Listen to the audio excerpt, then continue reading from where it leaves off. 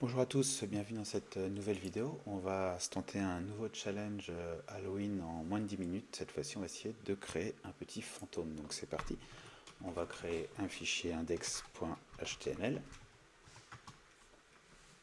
Hop, dedans, on va créer une structure HTML. On va faire un fichier style .css qu'on va relier aussi directement au fichier HTML. On peut donc démarrer pour faire notre fantôme.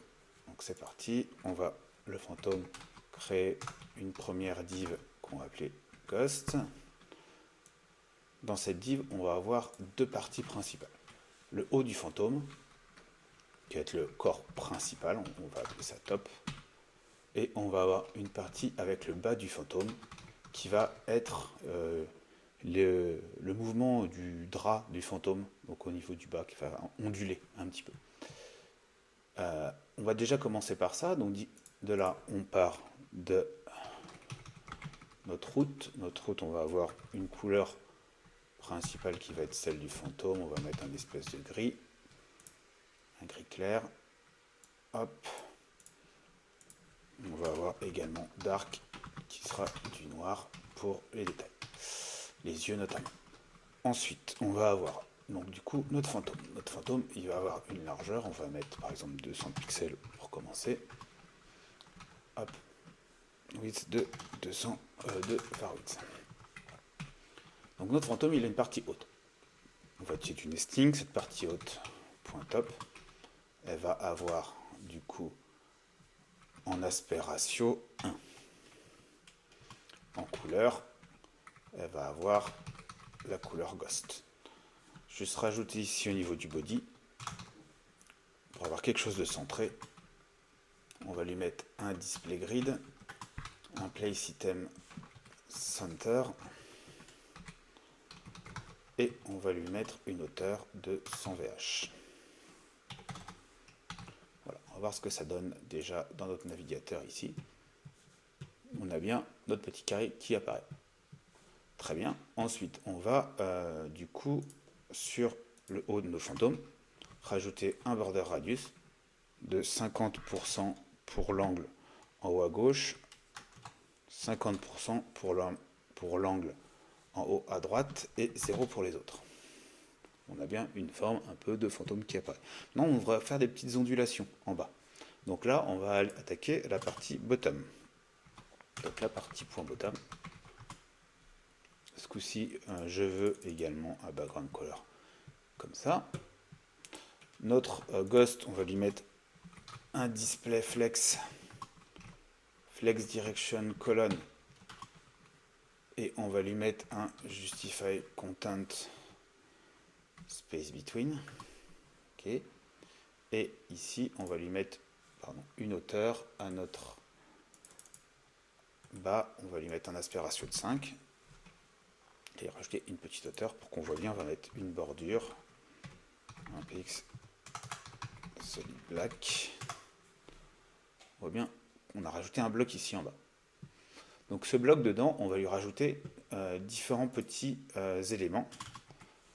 Donc on va lui en rajouter 5, 10 x 5, qui vont être finalement les petits ronds qu'on va utiliser pour faire les ondulations.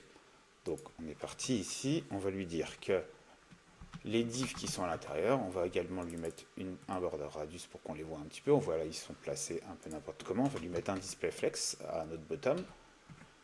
Ok, donc là, ils sont tous placés là, ils n'ont pas de largeur. On va lui mettre un aspect ratio à 1 et on va obtenir du coup nos petits carrés. On a ce qu'on veut maintenant, on va leur rajouter un border radius de 50% pour faire des ronds. Et on a bien des ronds. Tout ce bloc là, on va le décaler. Donc là, tout ça, on va lui dire, tu fais une translation de 0 en x, et en y, tu vas faire une translation de, alors on va faire var width divisé par 10, c'est à faire tout ça dans un calque. Hop,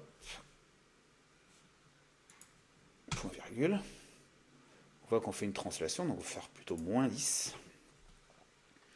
On fait une petite translation comme ça, c'est pas mal.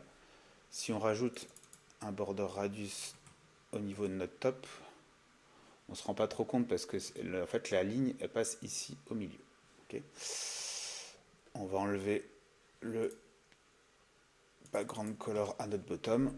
Alors on se rend un peu mieux compte de ce qu'on a. Ok. Maintenant, on va enlever le border radius ici, le border ici. On veut du coup mettre de la couleur plutôt à l'intérieur de nos petits ronds. Donc ici, nos petits ronds. Hop, on va leur mettre une couleur. On va enlever toutes les bordures. Et on obtient notre petit effet d'ondulation qui va bien. Maintenant, on va s'attaquer aux yeux.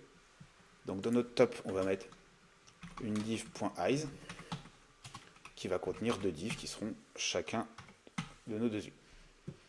Alors on est parti, on se remet dans la partie top. On va lui dire .eyes. Ça va être un peu la même taille que la boîte qui nous a servi à faire les ondulations, donc en aspect ratio de 5. On va lui mettre pour l'instant un border pour qu'on puisse voir ce que ça donne.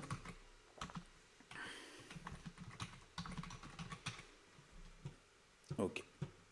Maintenant, au niveau d'ici de notre top, on veut lui faire un display. Un display grid, ça devrait marcher. Hop. Place item center. Ok. On va lui mettre plutôt un display flex, ça sera mieux. Flex direction colonne. Ok. Et justify content center.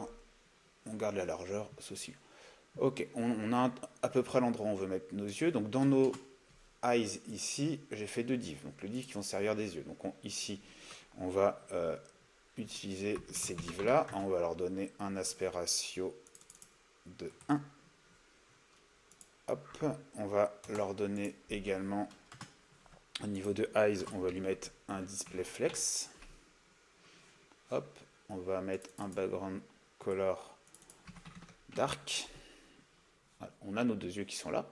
J'ai juste à rajouter ici un justify content center.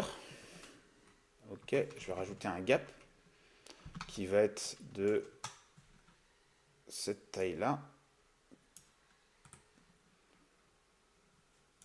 Hop, calque de width divisé par 10. Et du coup, justify content, j'étais à center. Et ça ne fonctionne pas bien. Hop. Ici, j'ai bien un display flex. Je vais lui mettre... parce que je suis à moins 10, c'est pour ça que ça va pas. Voilà, j'ai un truc qui est pas mal. Je vais lui mettre 5 plutôt. On a quelque chose de bien, que c'est un peu mieux que de mettre de around, ça lui mettait un peu trop écarté. On est pas mal, du coup là on a nos yeux. On va enlever la bordure ici. On va rajouter un peu de border radius. Et on va lui mettre 50%, 25%, 25%, 25%. Hop, on a un truc plutôt pas mal. 100 et 50, je crois. Peut rendre encore mieux. Voilà, on a un truc un peu sympa. On a fini notre petit fantôme. On va juste lui rajouter ici un coup de hâte keyframes. Je vais mettre move. Il va aller jusqu'à un tout de translate. Donc en X0 et en Y, on va lui mettre 10%. Et au niveau de notre ghost, on va lui rajouter une animation qui va reprendre move pendant 1 seconde en is in out infinite alternate. Et on a un petit fantôme qui bouge. On n'a plus qu'à mettre un petit background color dark parce que ça fait plus comme ça. Et on a un petit fantôme qui flotte. Et on a terminé en moins de 10 minutes. J'espère que ça vous a plu. Merci et à une prochaine vidéo.